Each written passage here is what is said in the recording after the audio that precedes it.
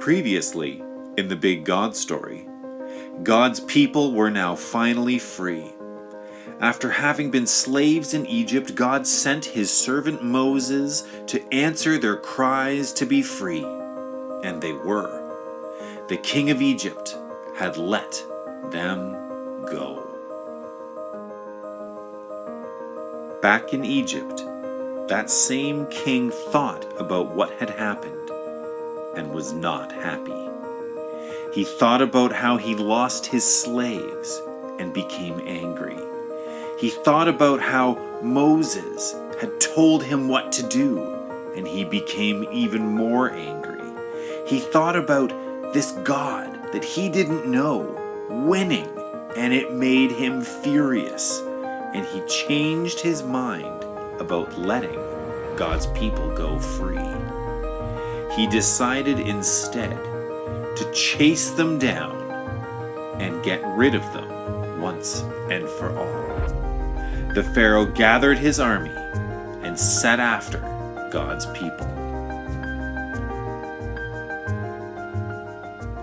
Pharaoh and his army caught up with Moses and God's people as they were camped on the bank of the Red Sea.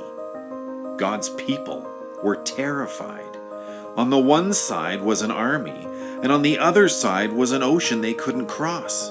They said to Moses, "What is God's plan here? We've got an army on this side and an ocean on this side. Can't you see we're trapped? Tell us, what is God's plan?" Moses cried out to God for help, and God answered him saying, "Why are you crying out to me, Moses? Have I not been faithful to you and my people? You don't need to ask for my help.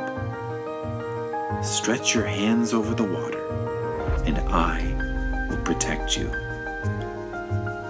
Moses obeyed. With Pharaoh's army approaching behind, and God's people terrified all around him, Moses walked forward with his staff in his hand and raised his hand over the sea. At once, a mighty wind started to blow, and the waters of the sea parted for God's people and piled the water up high, as if like two giant walls on either side of them.